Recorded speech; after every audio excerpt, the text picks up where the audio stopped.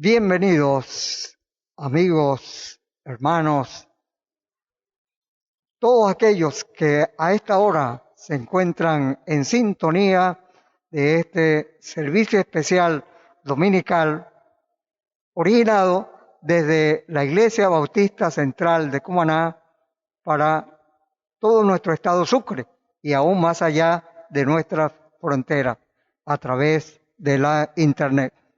Queremos agradecer a Dios por su gentil disposición de estar allí domingo tras domingo disfrutando de esta programación que por razones de pandemia tenemos que predicar la palabra de Dios a través de estos mecanismos que Dios había creado de antemano para ponerlo al servicio de su obra y especialmente en estos tiempos de pandemia.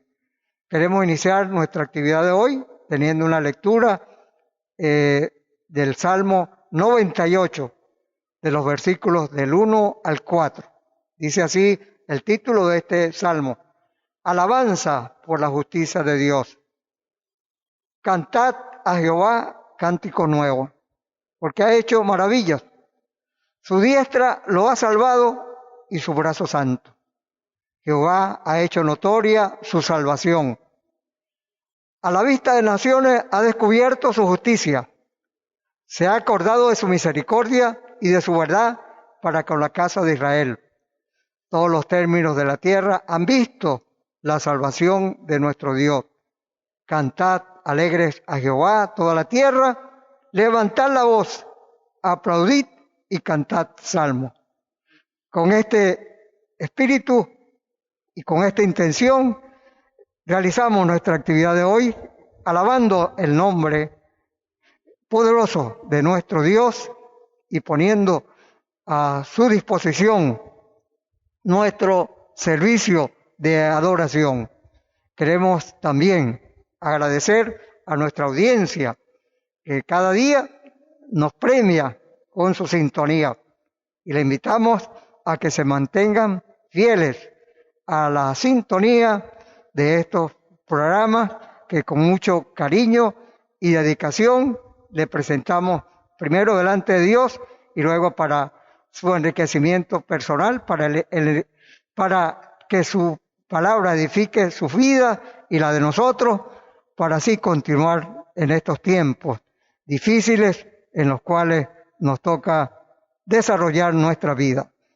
Queremos entonces continuar ahora con un mensaje musical que esperamos que sea de su completo agrado y que pueda acompañar allí desde sus hogares, siguiendo y cantando simultáneamente con la ejecución de los músicos.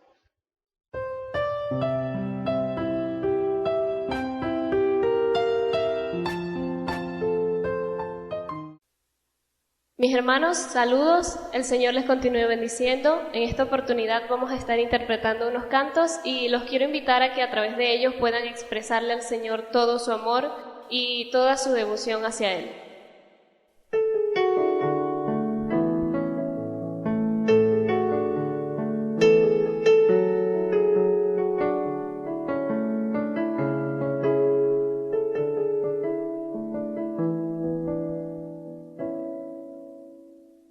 Dulce refugio en la tormenta es Jesucristo el Salvador. Él me alienta y alimenta con su palabra y su amor. Dulce refugio en la tormenta es Jesucristo el Salvador. Él me alienta y alimenta con su palabra y su amor. Vengo a reposar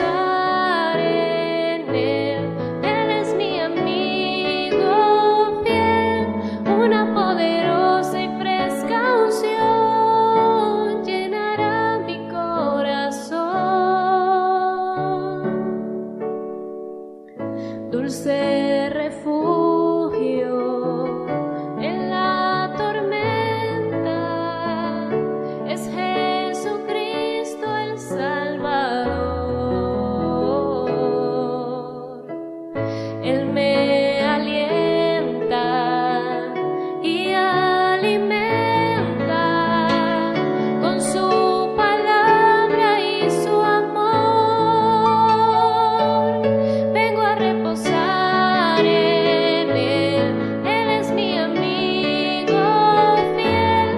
Una poderosa y fresca unción llenará mi corazón. Dulce refugio en la tormenta, es Jesucristo el Salvador. Es Jesucristo el Salvador. Es Jesucristo el Salvador.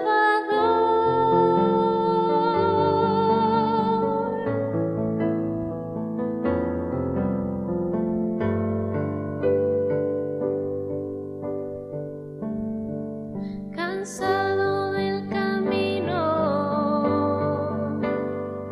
sediento de ti, un desierto he cruzado, sin fuerzas he quedado, vengo a ti. Luché como soldado y a veces sufrí, y aunque la lucha he ganado, mi armadura he desgastado, vengo a ti. Cansado del camino, sediento de ti, un desierto he cruzado, sin fuerzas he quedado, vengo a ti. Luché como soldado y a veces sufrí,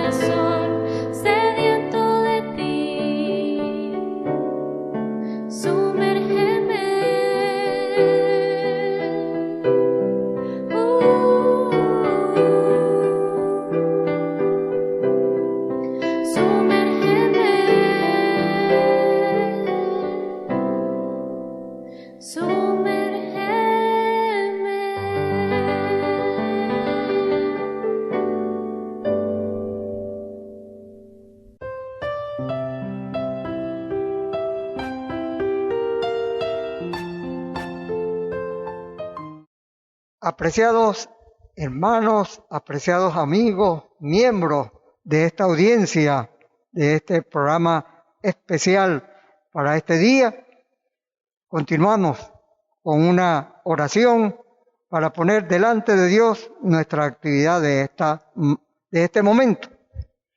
Oremos. Padre nuestro, santificamos tu nombre en este día y te damos gracias, Señor, por este día nuevo que nos ha dado, el cual ponemos delante de su presencia.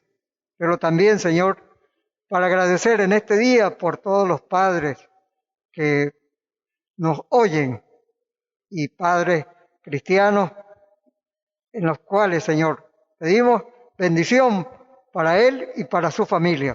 Pero también pedimos, Padre, por aquellos que no han encontrado el camino de la salvación. Pedimos por ellos que se incorporarán a tus caminos cuando acuerden que recibirán a Cristo como su Salvador personal. Los ponemos hoy delante de tu presencia. Pero también, Padre, en este día ponemos a este continente americano, Señor, bajo tu altar para pedir, Señor, tu bendición por este tiempo tan complicado y tan difícil que nos ha tocado vivir. Comenzando, Señor, ponemos delante de ti a todas las naciones suramericanas y de ellas, Señor, que usted conoce mejor que nosotros, las naciones que están confrontando dificultades más allá de la pandemia, Señor, situaciones de violencia, de inestabilidad, Señor, que han sacudido las raíces de aquellos pueblos. Pedimos, Padre, tu protección para tu Iglesia Nacional de la República de Colombia. Pero también, Padre, pedimos por tus ministros, por tus pastores, por tus maestros, por tus misioneros y todos aquellos, Señor, que están en peligro en estos tiempos difíciles, Señor. Pedimos, Padre, por la paz de la nación de Colombia. Pero también pedimos, Señor, por la protección para las familias venezolanas que emigraron, Señor, hacia la República de Colombia. Pedimos, Padre, tu protección para esos grupos familiares que en medio de esta convulsión viven también las consecuencias de estos graves acontecimientos. Pedimos también, Padre, por toda tu iglesia en Latinoamérica, en Brasil, en Argentina, en Ecuador, en Perú, Chile, Señor, Paraguay, Uruguay, Señor, Bolivia, Venezuela y todos los países centroamericanos y de la parte norte del continente. Pedimos, Señor, que sea usted, Señor, teniendo misericordia y guardando y protegiendo a su pueblo santo, Señor, su iglesia que usted compró en la cruz del Calvario, derramando su sangre, Señor, para la salvación de tantas personas. Pedimos que tengas compasión, Señor, con todos aquellos que sufren. Pedimos especialmente en este tiempo también por la iglesia de Venezuela, Señor, y especialmente la iglesia de Cumaná. Pedimos que no tomes en cuenta nuestros pecados y que, Señor, usted nos perdone. Ahora, Señor, ponemos este programa delante de usted para que sea usted el que dirija la palabra que deba ser ministrada en esta jornada. Por Cristo nuestro Señor te lo pedimos. Amén y amén.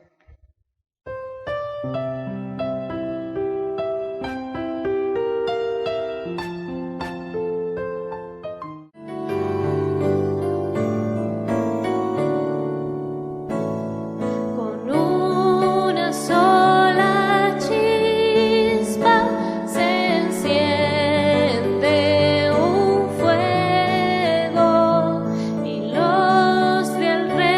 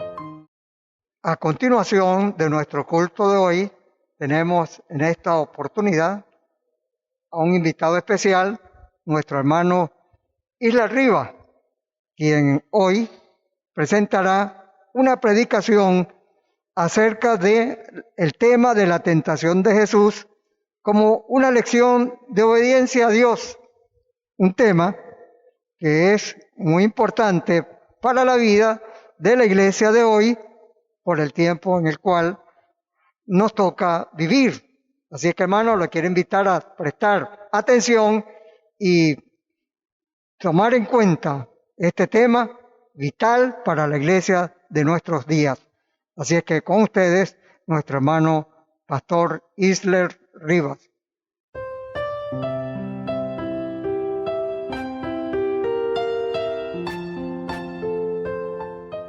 Gracias, hermanos, por estar con nosotros, por continuar en este tiempo de culto al Señor. Ahora nos disponemos a escuchar la palabra de Dios. Le pido que tenga usted su Biblia allí y que disponga su corazón para que este tiempo sea de edificación y de crecimiento para nosotros, el pueblo de Dios. Y si hay alguno que no conoce al Señor, que la palabra del Señor, que el Espíritu de Dios le mueva a dar ese paso de fe por Cristo. Doy gracias al Señor porque hemos seguido en esta serie de mensajes del libro de Marcos o el Evangelio según Marcos. Si usted ha seguido esta serie con nosotros, debe recordar que en el encuentro anterior estábamos meditando un poco acerca del bautismo de Jesús, ese escenario o esa escena maravillosa que se dio en el bautismo de Jesús, donde el Padre, el Hijo, el Espíritu Santo en total acuerdo para la salvación, para el rescate de la humanidad, esa misión que Jesús estaba por comenzar. Allí vimos a Jesús, por un lado, manifestando su entrega, su completa dedicación a esa tarea, a esa misión que como enviado de Dios había recibido del Padre. Y por otro lado vemos al Padre mostrando su total beneplácito, satisfecho completamente con aquel al que él había llamado a su propio Hijo para esta extraordinaria tarea. Hoy, hermanos, estaremos meditando en el pasaje que nos habla acerca de la tentación de Jesús, ese acontecimiento en el que más que buscar demostrar si Jesús podía o no pecar o si podía salir aprobado o no, el Padre nos busca revelar o buscó revelar a la humanidad que a quien él había escogido, en él había una completa y perfecta obediencia a su voluntad. Y en ello estaremos nosotros meditando en este tiempo. Por lo pronto, mis hermanos, vamos a disponer nuestro corazón a través de la oración para que sea el Espíritu de Dios obrando a través de este mensaje, que sea Él poniendo en mi mente las palabras adecuadas para que usted pueda entender y que nos mantengamos en el texto bíblico. Fuera de allí, nada. Señor, te damos gracias en este momento. Damos gracias por tu palabra. Damos gracias por cómo usted nos ha llamado a ser parte de ti, por cómo usted nos guarda y nos mantiene allí en el redil. Rogamos en este momento que tu Espíritu Santo se glorifique en nosotros y que podamos entender tu palabra, que podamos mantenernos en la verdad de tu palabra y que lo que podamos aprender en este día pueda ser de edificación, de crecimiento y sobre todo lo podamos poner en práctica. Te lo pedimos, Señor, en el nombre de Jesús. Amén. Bien, hermano, tiene su Biblia allí en Marcos. Puede ubicar Marcos capítulo 1, versículos 12 y 13. Vamos a leer Marcos capítulo 1, versículos 12 y 13, que dice de la siguiente manera. Y luego el Espíritu le impulsó al desierto, y estuvo allí en el desierto 40 días, y era tentado por Satanás, y estaba con las fieras, y los ángeles le servían.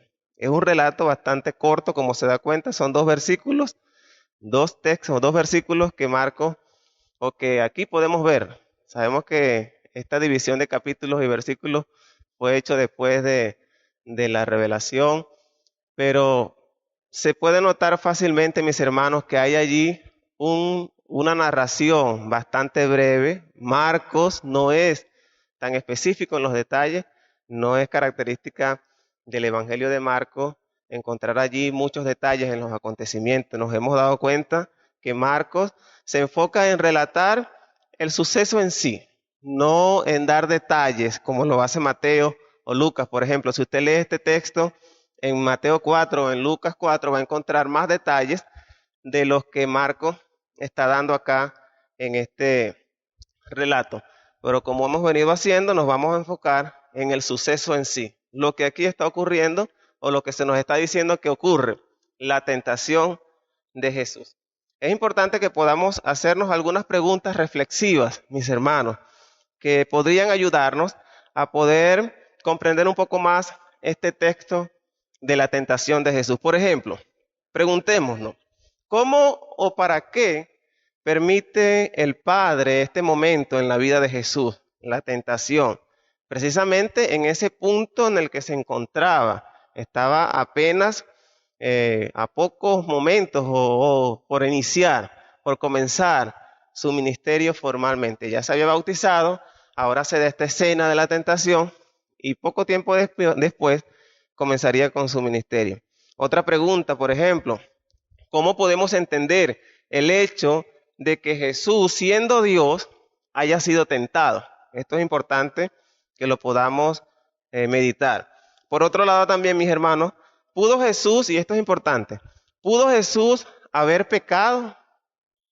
Es decir, haber cedido a la tentación y no lo hizo, o sencillamente no cabía la posibilidad de que Jesús pecara. ¿Qué piensa usted? ¿Había posibilidades de que pecara y no pecó? ¿O sencillamente Jesús no podía pecar? Jesús no podía ceder a la tentación. Y otra pregunta que es importante que podamos hacernos es la siguiente. ¿Qué nos revela la tentación de Jesús a nosotros hoy, sus seguidores, a la iglesia? He titulado este mensaje de la siguiente manera: la tentación de Jesús, una lección de obediencia a la voluntad de Dios. La tentación de Jesús, una lección de obediencia a la voluntad de Dios. Y para continuar con el desarrollo del mensaje en este día, mis hermanos, es importante que podamos definir algunos conceptos para establecer el terreno sobre el cual vamos a abordar este tema. Y me estoy refiriendo específicamente a la palabra tentación y prueba. Es importante que las conozcamos y que establezcamos la diferencia entre una y otra. Quizás usted tiene ya un concepto, tal vez puede percibir la diferencia entre lo que es tentación, lo que es prueba, pero analicémoslo desde el punto de vista bíblico.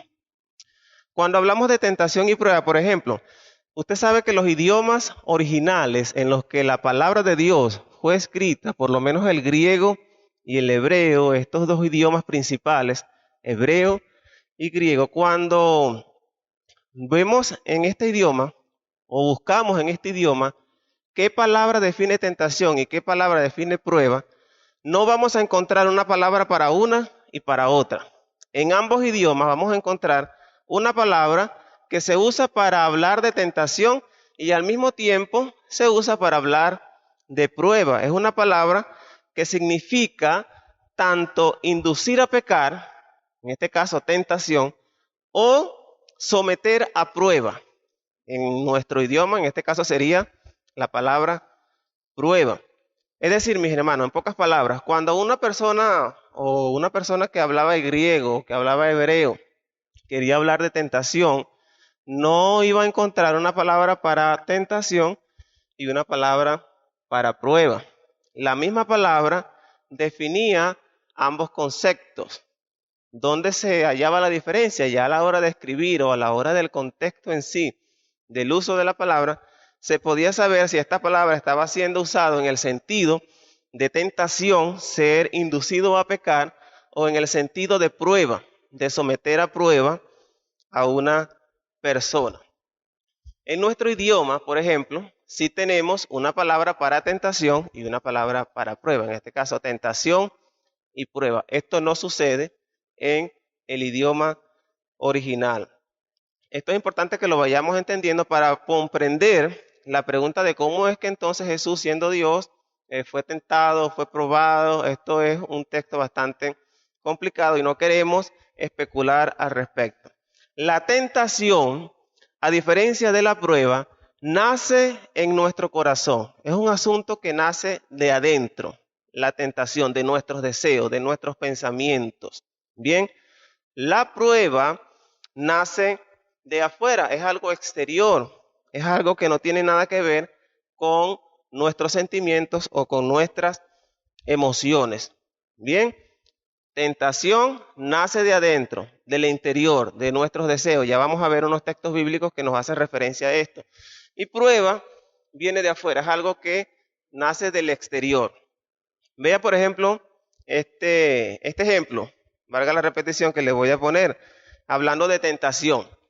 Si usted está en un salón, escuche este ejemplo, si usted está en un salón solo, ¿verdad? Y de momento vienen a su mente pensamientos o deseos sexuales pecaminosos, tal vez usted en ese momento no lo supo controlar, miró hacia un lado y se dio cuenta que tenía allí un computador y ese computador tiene acceso a internet. Luego entonces se sienta usted allí en el computador, revisa páginas que no debe revisar y allí entonces ha consumado usted un deseo que nació en el interior. Esto lo podemos considerar una tentación. ¿Qué sucedió allí? Nació un deseo en el corazón, usted no lo pudo controlar o la persona no lo pudo controlar y finalmente terminó consumando el pecado, terminó pecando, obtuvo un resultado para mal. La tentación en sí conduce a la persona a obtener un resultado negativo. La prueba, por el contrario, vea este ejemplo. Si usted ha dispuesto a salir un día temprano en la mañana para hacer sus diligencias, se levantó, preparó todo lo que tenía que preparar y ya está preparado para salir. Se montó en el carro, si tiene carro. Cuando va a encender el carro no prende. Y vuelve a intentar y no prende el carro. Y vuelve a intentar y tampoco prende el carro. Intentó varias veces, no prendió el carro. Esto que está sucediendo en ese momento probablemente sea una prueba. Tal vez, ¿verdad? A través de esa prueba se busca que usted pueda desarrollar un poco más la paciencia, la confianza o la dependencia en el Señor. No necesariamente es eso, pero puede ser que para eso esté ocurriendo esa situación en ese momento. Esto lo podemos considerar entonces una prueba, es algo que ocurrió en lo exterior, no estaba usted planificándolo, no nació de su interior, sino algo que sucedió, usted no lo planificó, simplemente ocurrió, debió enfrentar la situación del momento y obtener un resultado.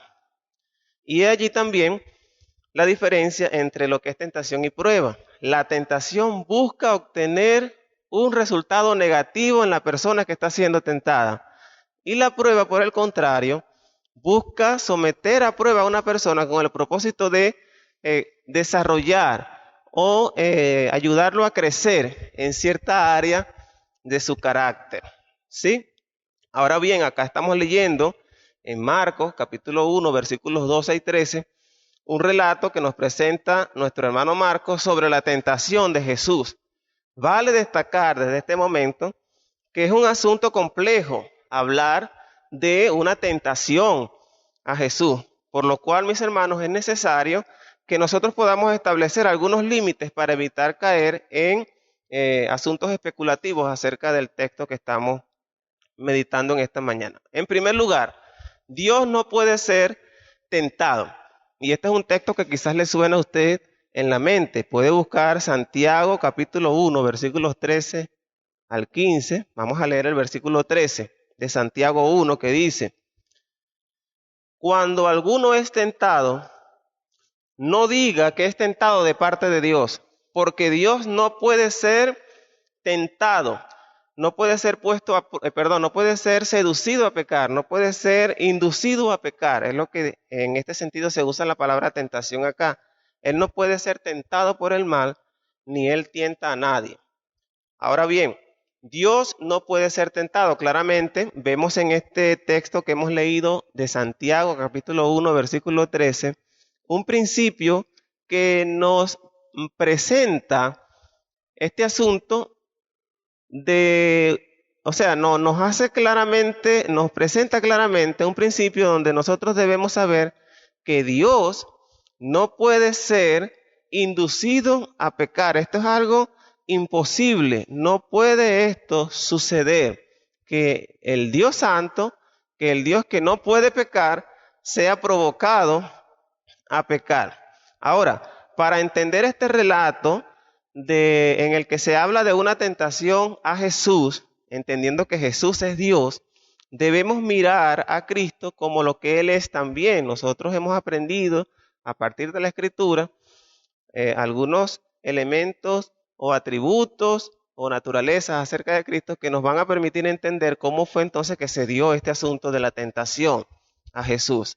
Y es lo siguiente, usted debe saber, mi hermano, que Jesús es una persona divino-humana. Es decir, Él es Dios encarnado. Juan 1:14 nos dice, aquel verbo fue hecho carne. Verbo refiriéndose a Cristo, ¿verdad? Ese Dios fue hecho carne y habitó entre nosotros. Esto es lo que hemos aprendido acerca de Él en cuanto a que es completamente Dios y al mismo tiempo es completamente hombre. Esta realidad de Jesús nos permite entender cómo es que Él haya sido tentado. Bien, cómo es que Él haya sido puesto incluso a prueba en ese momento. Pudiéramos pensar también y analizar que al mismo tiempo está siendo puesto a prueba, está por comenzar su ministerio y al mismo tiempo es tentado, es provocado a pecar por parte del enemigo. Por supuesto, nosotros sabemos que Él fue tentado en todo, pero sin pecado, y ya lo vamos a analizar un poco más. Siga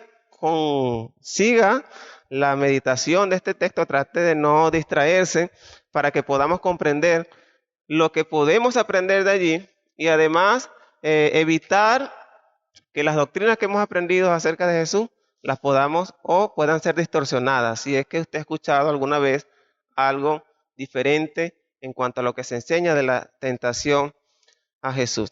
Esto es extraordinario. Este asunto de la tentación es un asunto extraordinario porque no es que haya habido posibilidades de que Jesús hubiera quedado reprobado en ese momento en cuanto a la misión que Él tenía que hacer o que hubiera cedido al pecado por parte de Satanás. Esto es algo que era imposible. Él no iba a quedar reprobado bajo ningún motivo y tampoco iba a ceder a las tentaciones de Satanás bajo ningún motivo. Era totalmente imposible. Ahora bien, ¿por qué se da la tentación? Si Él no iba a ser reprobado, si Él no iba a ceder al pecado, porque era imposible que Él pecara y era imposible que también saliera reprobado, ¿para qué sucede todo esto? Todo este escenario, mis hermanos, en la tentación de Jesús, es una manifestación de la completa perfección de Jesús. Allí se declara una vez más su perfección y cómo Él está totalmente capacitado para la misión que estaba por comenzar.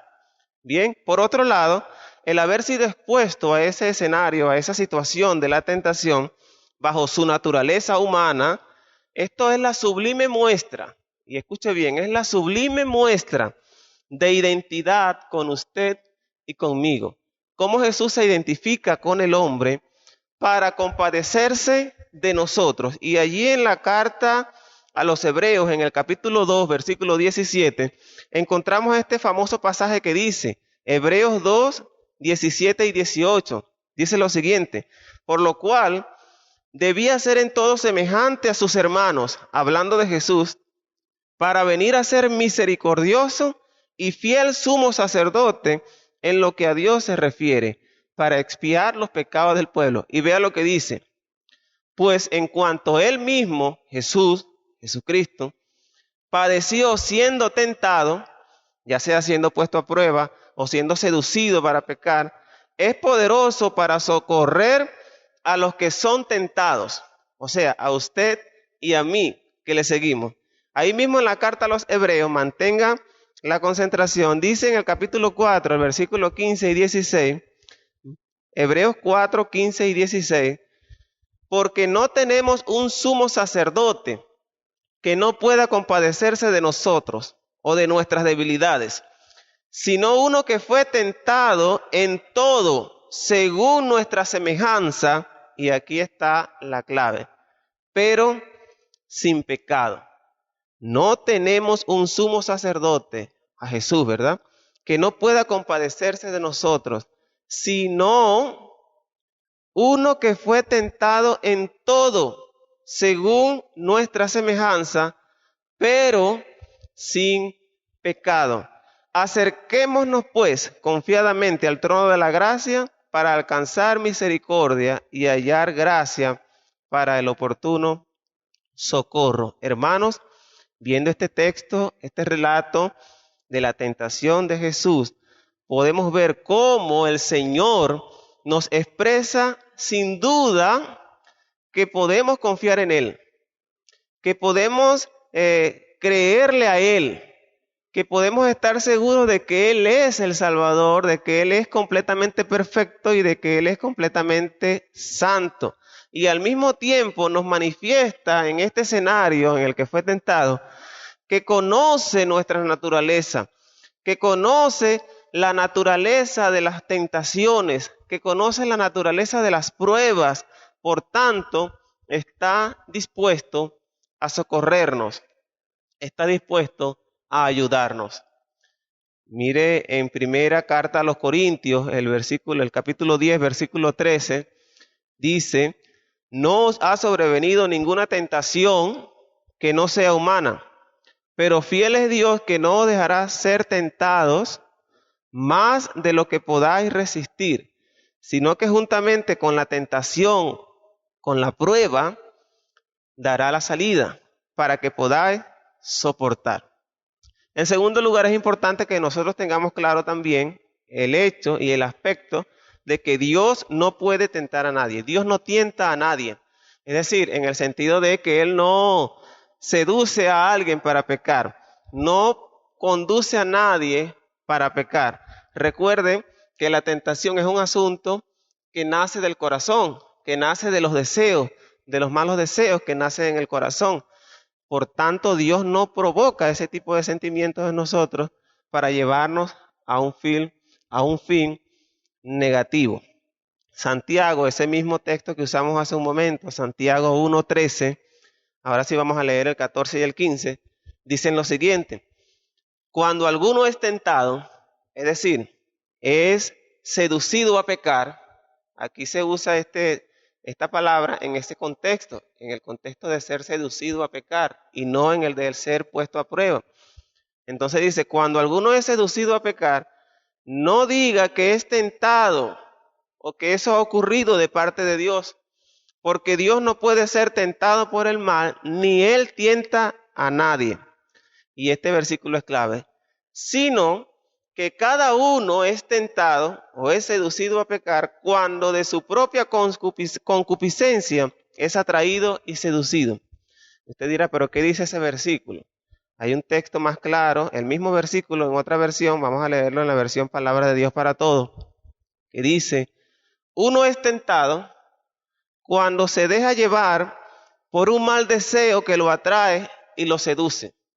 Por esto hablamos de que la tentación es un asunto que nace en el interior, nace adentro, nace en el corazón. Hablando de la mente, pues nuestros pensamientos. Es un asunto que nace, nos dejamos llevar por ese pensamiento, por ese mal deseo y terminamos consumando el pecado. Por eso dice el versículo 15, entonces la concupiscencia, o sea, ese mal deseo que nace allí, después que ha concebido, da a luz el pecado y el pecado siendo consumado, da a luz la muerte. Bien, mi hermano, vayamos entonces nuevamente al texto acá en el versículo 12, porque allí vamos a ver un elemento bastante interesante de cómo Jesús es controlado. ¿Qué controla a Jesús?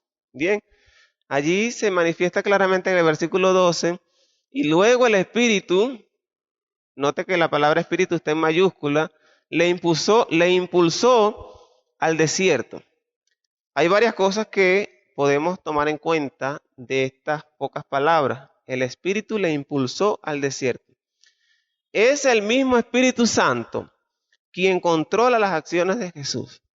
Hay una enseñanza allí muy clara para nosotros. Hay una lección muy clara para nosotros allí. Es el mismo Espíritu Santo quien impulsa a Jesús.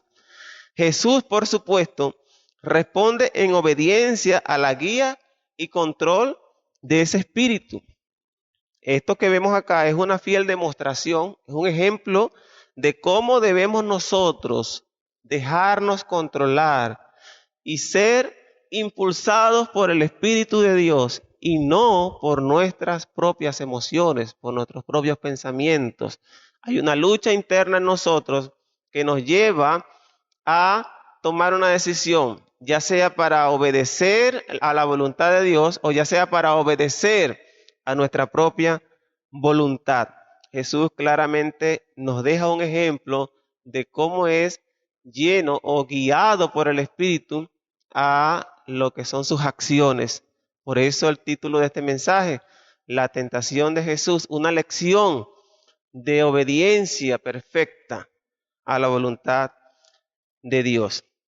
El versículo 14, vemos cómo Jesús busca comunión con el Padre mientras está en el desierto. Al ser impulsado por el Espíritu al desierto, dice el versículo 13, y estuvo allí en el desierto 40 días y era tentado por Satanás y estaba con las fieras y los ángeles le servían. Acá usted dirá, bueno, pero ¿de dónde saca el hermano que Jesús estaba en comunión con el Padre? Si aquí dice solamente que estuvo allí en el desierto 40 días. Por un lado, desde el punto de vista del contexto, esta expresión, estar en el desierto, alude precisamente a una comunión, al estar apartado en el silencio para una comunión con, en este caso Jesús con el Padre. Pero si usted quiere complementar más lo que Marcos está diciendo, Mateo, por su parte, en el capítulo 4, versículo 2, nos dice y nos agrega un elemento más. Él dice, y después de haber ayunado 40 días y 40 noches, tuvo hambre.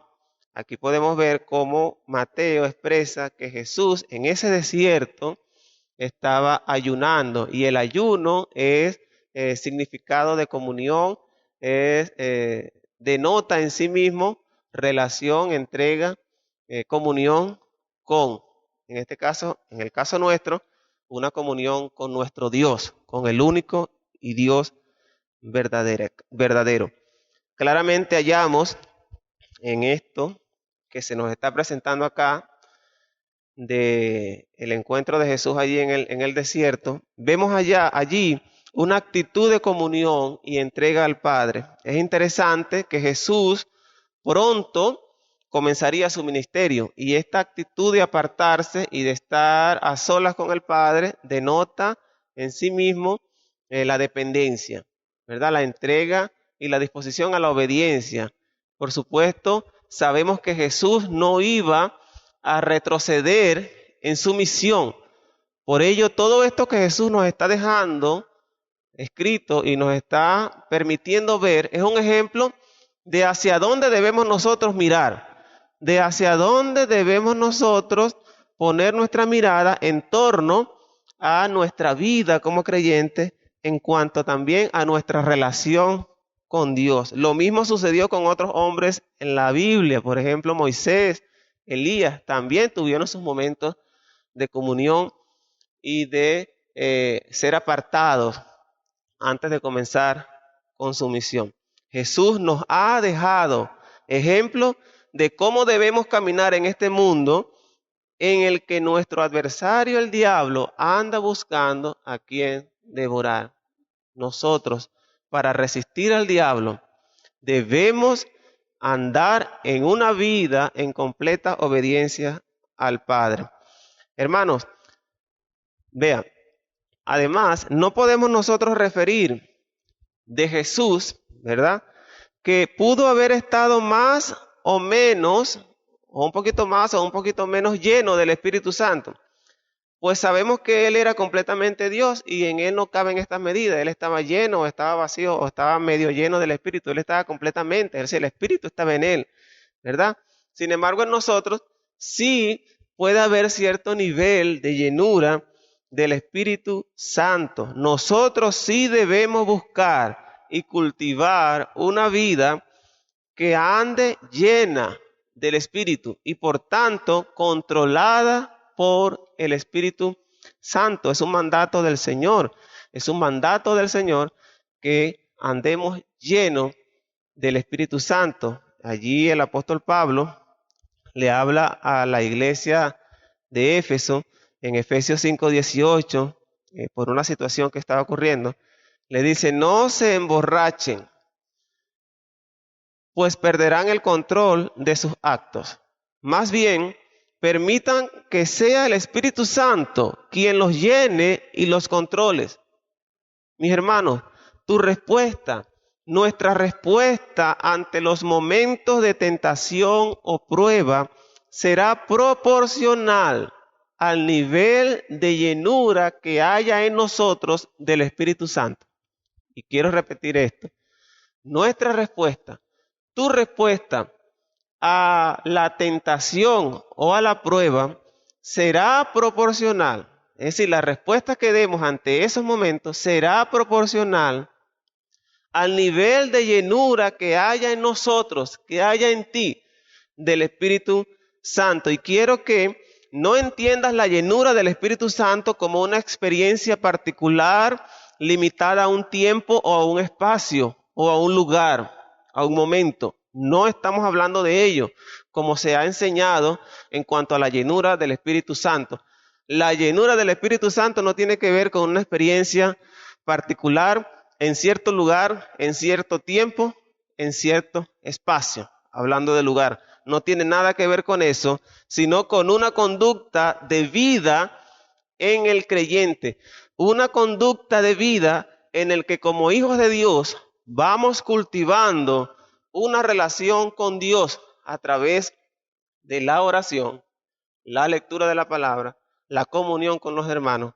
Esto va a fomentar en nosotros un nivel de fe, de dependencia, de confianza, de seguridad en Dios, de acción en Dios. Esto es la llenura del Espíritu Santo. No ande buscando la llenura del Espíritu Santo en algún lugar, en algún tiempo, en algún espacio o una experiencia particular. Esa no es la llenura del Espíritu Santo. La llenura del Espíritu Santo tiene que ver con nuestra vida, con nuestras acciones, con cómo estamos nosotros relacionados con Dios. ¿Cuánto tiempo dedicamos al estudio de la palabra, a la lectura de la palabra, a la memorización, a la comunión con el Señor? Si no estamos creando hábitos en estas cosas, si no estamos creando hábitos en cosas tan básicas para el creyente como la oración, la lectura de la palabra, etcétera, es imposible que nuestra vida sea controlada por el Espíritu de Dios. Es imposible que nuestra vida actúe conforme a lo que Dios quiere que nosotros hagamos. Por el contrario, andaremos en desobediencia, andaremos actuando conforme a nuestra propia prudencia, conforme a nuestro propio pensamiento, conforme a nuestra voluntad, conforme al impulso de la carne de ese momento. Mis hermanos, es necesario que nosotros nos dejemos controlar por el Espíritu de Dios para que llegado el momento de la prueba, llegado el momento de la tentación, sepamos cómo responder. Finalmente, ya para finalizar este mensaje, mis hermanos, debe quedar claro lo siguiente. La experiencia de tentación que padeció Jesús no fue una oportunidad, escuche bien, no fue una oportunidad para demostrar si él podía o no vencer la tentación, pues era imposible que fallara, era imposible que él fuese reprobado. Esto debe quedarnos claro. Esta fue una manifestación, una clara manifestación de su perfección. de su completa obediencia al Padre, de su perfecta obediencia. Es un ejemplo que nos ha dejado para seguir. Esto fue una experiencia en la que nos refleja su identificación con nuestras debilidades y es poderoso para socorrer a los que también somos tentados, a los que también somos probados.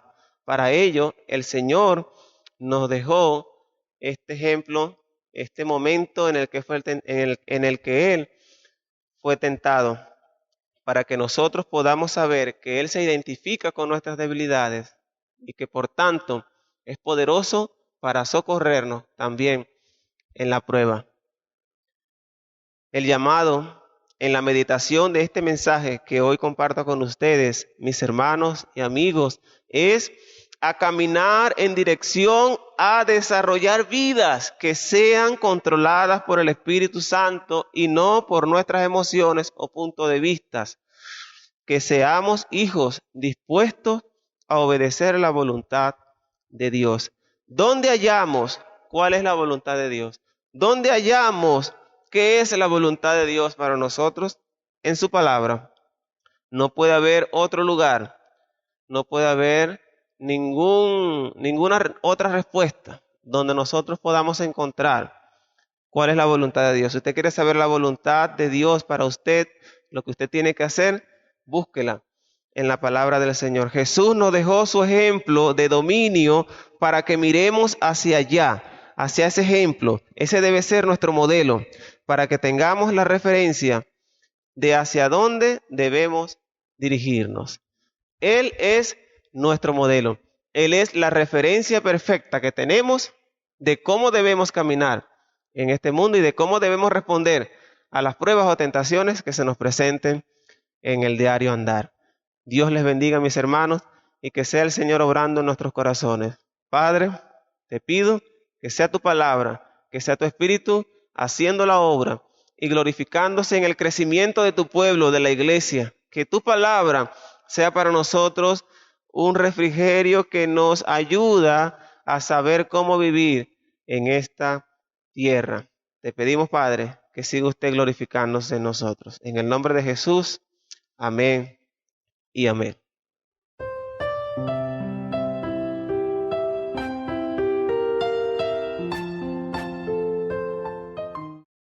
Apreciados amigos, hermanos, televidentes, cuando llegamos a esta parte final del programa, queremos agradecer a Dios por su infinito amor, pero también agradecer a las estaciones de radio y televisión que hacen posible que estas palabras que vienen de parte de Dios lleguen a sus hogares.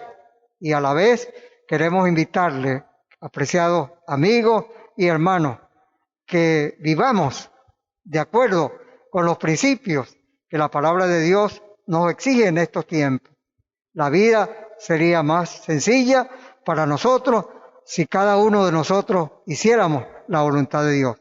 Por eso nuestra exhortación es que seamos hacedores de la palabra de Dios.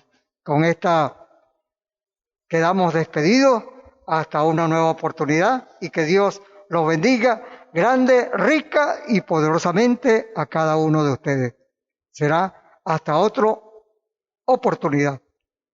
Dulce refugio.